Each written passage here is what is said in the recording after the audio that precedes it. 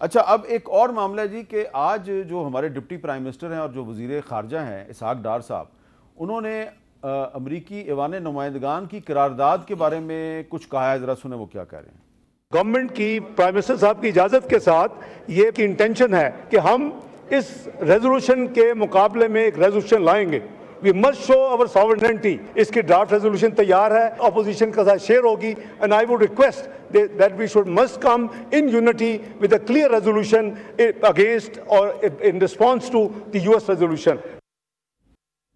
اچھا احمد بلال محبوب صاحب، آپ سے میرا یہ سوال ہے کہ یو ایس ہاؤس آف ریپریزنٹیٹیوز ایوان نمائندگان اس کی قرارداد ہے جس کے حق میں 368 ووٹ آئے ہیں اور مخالفت میں صرف 7 ووٹ آئے ہیں، تو اس کے مقابلے پہ پاکستان کی پارلیمنٹ سے اگر ایک قرارداد منظور کروائی جاتی ہے تو کیا اس کے اثرات کم ہو جائیں گے؟ امریکی ایوان نمائندگان کی جو قرارداد ہے اس کے اثرات میں کوئی کمی ہوگی، کوئی توڑ نکلے گا اس کا؟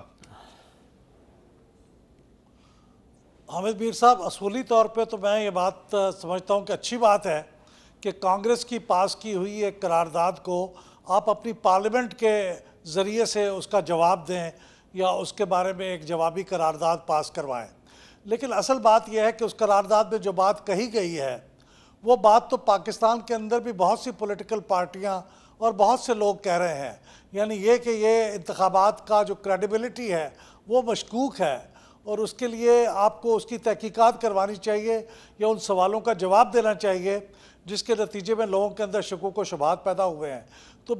تو زیادہ بہتر تو ریکورس یہ ہے کہ آپ ان چیزوں کو ایڈریس کریں جن کے بنیاد پہ قرارداد پیش ہوئی اور پاس ہوئی ہے۔ اگر آپ اس کے مقابلے میں، مجھے نہیں پتہ قرارداد میں کیا کہیں گے، لیکن اگر کوئی ایسی بات آپ کہہ دیتے ہیں جس کے نتیجے میں لوگوں کی تسلی ہو جاتی ہے تو بہت اچھی بات ہے، لیکن اس کا جو آخری نقطہ ہے، چھٹا نقطہ، جس پہ وہ کہہ رہے ہیں کہ اس کی ایک تحقیقات کروائی جائے کہ انتخابات کے اندر کوئی دھاندلی نہیں ہوئی اور کوئی ریگنگ نہیں ہوئی، تو اس کا جواب تو آپ الیکشن کمیشن یا کسی ایسے ذریعے سے دے سکتے ہیں کہ اس الیکشن میں واقعی کوئی دھاندلی ہوئی، لیکن اس ملک کی تقریباً تمام سیاسی جماعتیں یہ بات کہہ رہی ہیں اور ابھی تک الیکشن کمیشن اس بات کی تسلی نہیں کروا سکا، جوابات نہیں دے سکا کہ وہ کیوں انتخابات کے نتائج تاخیر سے جاری کیے گئے، کیوں رزلٹ مینجمنٹ سسٹم نے کام نہیں کیا، کیوں انہوں نے بروقت فارم 45 کو اپلوڈ نہیں کیا۔ اس سے جو شکوک و شبہات پیدا ہوئے ہیں وہ تو یہاں پہ لوکل ہے نا، وہ امریکی اگر کانگریس کی قرارداد نہ بھی پاس کرتی تو بھی یہ شکوک موجود رہتے، لیکن اب میرے خیال میں چونکہ امریکی کانگریس کے قرارداد پاس کر چکی ہے تو پھر ہماری پارلیمنٹ سے بھی امید یہ ہوگی کہ 90% لوگ اس کی حمایت کریں۔ کیا ہماری پارلیمنٹ یہ کر پائے گی، ہماری قومی اسمبلی؟ اگر آپ کی اپوزیشن آپ کا ساتھ جو ظاہر ہے کہ نہیں دے گی تو یہ بڑی کمزور قرارداد ہوگی جو ہمارے ہاں سے پاس ہوگی۔ شعیب شہین صاحب، اگر الیکشن کمیشن آف پاکستان جو ہے وہ 8 فروری کے الیکشن کی کوئی تحقیقات کرتا ہے تو آپ کو قابل قبول ہوگی؟ مجرم اپنے جرم پہ پردہ ڈالے گا، وہ کیا کہے گا کہ میں نے جرم کیا ہے، تو پھر کیا ان کے اوپر آرٹیکل 6 نہیں لگے گا؟ پھر اس کی تحقیقات کون کرے گا؟ جوڈیشل کمیشن کے بغیر آپ ان کی تحقیقات کرا ہی نہیں سکتے۔ جوڈیشل کمیشن سپریم کورٹ بنائے گا یا ہائی کورٹ بنائے گا؟ دیکھیں ہائی کورٹ بھی بنا سکتا ہے، مگر ہائی کورٹ کی لمیٹڈ جورسڈکشن ہوتی ہے، سپریم کورٹ ہی کا جو کمیشن ہے وہ ہی بنائے گا اور اس سے ہی اسرٹین ہوگا۔ میں آپ کو ایک بات بتا دوں، یہ پاکستان کے واحد حلقہ ہے۔ میں 10 تاریخ کو الیکشن کمیشن کے پاس گیا، 11 تاریخ کو کیس فکس ہوا اور صبح سویرے انہوں نے مجھے اسٹے دے دیا، کنسالیڈیشن پروسیس از سسپینڈڈ، یعنی ووٹوں کی گنتی روک دی جائے، یعنی فارم 47 48 49 آگے نہ بنایا جائے۔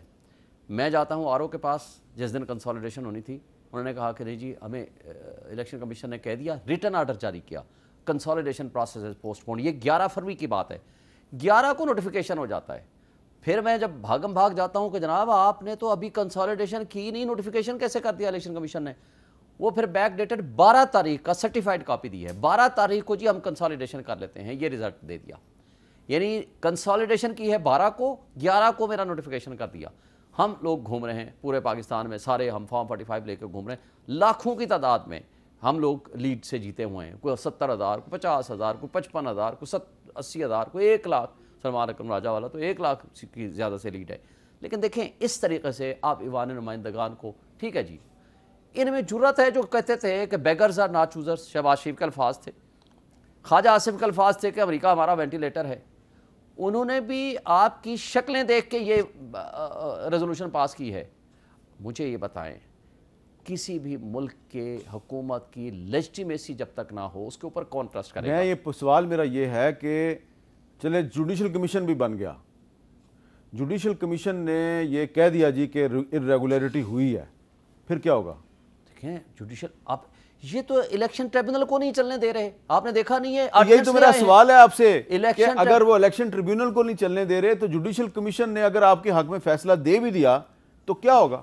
بات یہ ہے کہ پھر ان کے پاس کیا اخلاقی آئینی قانونی جواز ہے کہ حکومت میں بیٹھ سکیں؟ اچھا مجھے ایک سوال اٹھایا نا, الیکشن ٹریبونل کے ہوتے ہوئے انہوں نے آرڈیننس پاس کر کے کہا کہ ہینڈ پکڈ ہم ریٹائرڈ ججز کو لگا دیں گے. ہمارے جسٹس طارق جہانگیری صاحب with the consultation of chief justice لگ گئے, یہ بھاگم بھاگ چلے گئے. جو خود مجرم ہے الیکشن کمیشن اس کے پاس چلے گئے, جناب ہمیں بچائیں, یہ ہم سے فارم 45 مانگ رہے ہیں. انہوں نے بغیر سوچے بغیر کوئی ریزن لکھے آرڈر کر دیا کہ جی ٹرانسفر کر دیں, جسٹس شکور پراچا صاحب کے حوالے کر دیا جائے. پراچا صاحب وہی ہیں جو ارشد شریف مرحوم کے لیے بھی انہوں نے اس کو لے کر آئے تھے. بات یہ ہے کہ آپ کے پاس ایک ہی ریٹائرڈ جج بیٹھا ہوا ہے جس سے اپنی مرضی کا سوال اٹھایا نا آپ نے. یہ بتائیں جی, وہ کہہ رہے ہیں جی شعیب شاہین صاحب کہ آپ کے پاس کیا مورل اتھارٹی ہے, آپ کی لیجٹیمیسی جو ہے اس کو انٹرنیشنل لیول پہ چیلنج کیا جا رہا ہے, تو آپ کی جو حکومت ہے اس کے جو عالمی مالیاتی اداروں کے ساتھ معاملات ہیں کیا وہ ڈاما ڈول نہیں رہیں گے؟